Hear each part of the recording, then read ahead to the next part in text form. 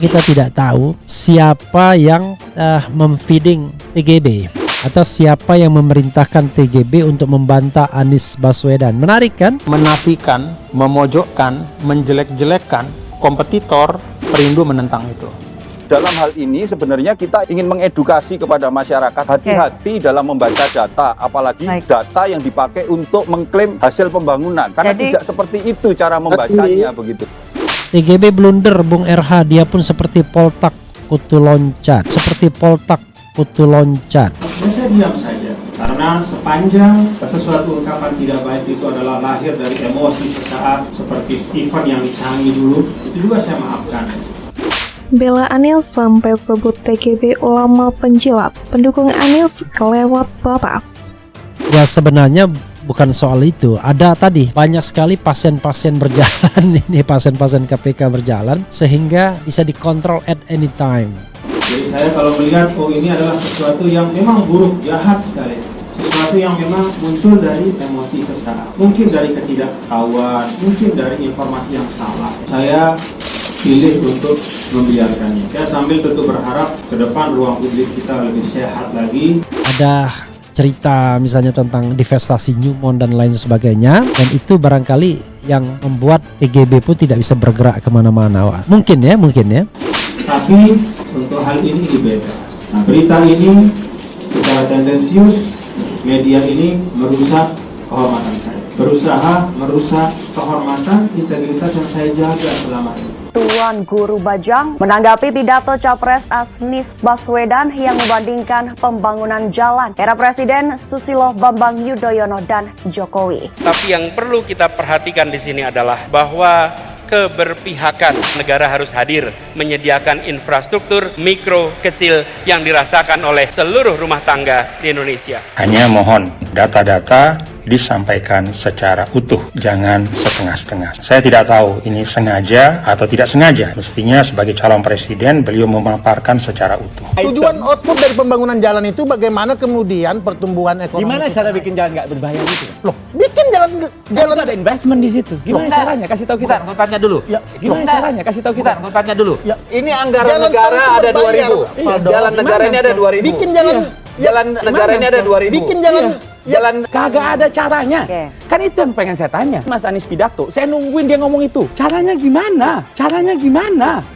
Bila dibandingkan dengan zaman Presiden Pak SBY, di pemerintahan ini membangun jalan nasional sepanjang 590 km. Di era 10 tahun sebelumnya, 11.800 km. 20 kali lipat. Kementerian PUPR meminta Anies Baswedan untuk membaca kembali data soal pembangunan jalan. Sebab data yang disampaikan Anies soal pembangunan jalan nasional di era Presiden SBY bukanlah pembangunan jalan baru. Saya ambilkan contoh, jalan provinsi itu bisa saja saat ini atau 2 tahun yang lalu statusnya jalan provinsi. Lalu karena kebutuhan yang ada, maka jalan itu ditingkatkan menjadi jalan nasional. Itu kan menjadi penambahan. Itu adalah data terkait dengan status jalan.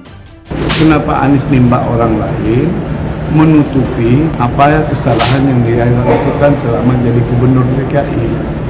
Jalan yang tak berbayar terbangun 19.000 km di pemerintahan ini. Kalau coba saya bandingkan dengan zaman Presiden Pak SBY, jalan tak berbayar yang dibangun adalah sepanjang 144.000 atau 7,5 kali lipat. Kalau kita menyampaikan data secara utuh, pembangunan jalan tidak berbayar pada masa Presiden Jokowi, mulai jalan nasional, jalan provinsi, jalan kabupaten kota, dan jalan desa, maka angkanya adalah 340.000 kilometer. Jauh di atas pembangunan jalan tidak berbayar pada era sebelumnya.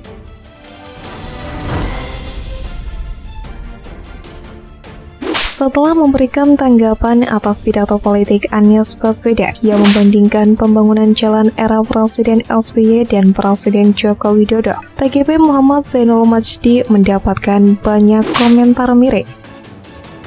Namun bukan berdiskusi tentang gagasan pembangunan yang ditanggapi, namun banyak pihak justru menyerang TGB secara pribadi. Tidak sedikit netizen yang balik menuduhnya sebagai ulama penjilat dan mengungkit-ungkit kasus divestasi saham PT Newmont. Merespon kritikan yang menyerang pribadinya, TGB Muhammad Zainul Majdi pun memberikan tanggapan. Melalui akun Instagramnya @tuangurubajang, TGB menjelaskan banyaknya serangan balik terhadap dirinya membuat sejumlah sahabat memintanya menghapus komentar tersebut. Namun TGB yang juga ketua harian DPP Partai Perindo ini memilih tidak menghapus agar bisa menjadi cerminan bagaimana kondisi media sosial di Indonesia hari ini. Ada yang tanya saya, Tuan Guru kok komentar-komentar negatif bahkan tendensius dan berbau fitnah tidak dihapus saja atau paling tidak dibatasi sebagaimana banyak tokoh publik? Saya jawab, ya biarkan saja sebagai cerminan kita bahwa inilah wajah medsos kita, ujarnya.